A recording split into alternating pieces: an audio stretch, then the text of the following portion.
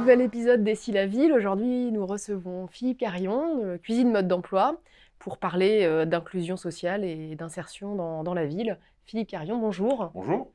Est-ce que, avant tout, vous pouvez nous raconter un peu l'aventure de Cuisine Mode d'Emploi, comment vous avez créé cette structure et qu'est-ce qu'elle fait? Oui, très rapidement. Donc, Cuisine Mode d'Emploi, c'est un centre de formation au métier de la restauration sur 4 filières, la cuisine, la boulangerie, le service en salle et les métiers du poisson, de la filière pêche. Donc, c'est un centre de formation qui propose des formations très opérationnelles, très courtes.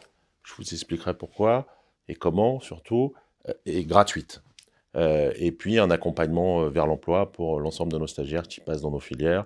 Nous avons un taux de retour à l'emploi de 92%. Et donc, vous fonctionnerez également avec un hôtel d'application?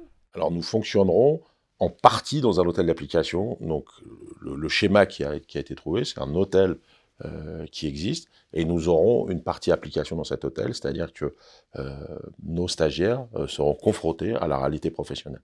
C'est même le seul prisme par lequel on regarde les choses, c'est-à-dire qu'ils passent 100% de leur temps, quand ils sont en formation, dans l'opérationnalité professionnelle. Jusqu'ici, vous avez une idée du nombre de personnes que vous avez formées chez Cuisine Mode Alors, d'Emploi? on a une idée parfaite, c'est 1700 personnes, avec, là c'est un peu, les grains de riz sur l'échiquier. C'est-à-dire à chaque fois qu'on ouvre une nouvelle école, c'est exponentiel, puisque on devrait à la rentrée de janvier avoir 450 stagiaires par an formés dans chacune de nos écoles. Alors, hasard ou non, mais votre développement est très lié aux appels à projets innovants. Vous avez participé, ou vous participez à quasiment la totalité des grands appels à projets que nous accompagnons. Comment s'est fait cette inclusion dans les équipes et d'où vient cet engouement pour vous dans les appels à projets? Engouement, le mot est un peu fort. Beaucoup de nos partenaires souhaiteraient que nous ayons cet engouement, puisque aujourd'hui, sans vouloir faire le malin, on refuse plutôt de monter sur des appels d'offres ou sur des concours, non pas par principe, mais on considère qu'il ne suffit pas de gagner. Après, il faut évidemment mettre en place, et notre structure ne nous permet pas d'aller tous azimuts. Et puis, par ailleurs, on pense qu'un certain nombre de centres par département n'est pas illimité. On peut pas avoir 5 centres dans le Val-de-Marne, le Val-de-Marne au hasard, où nous en avons un.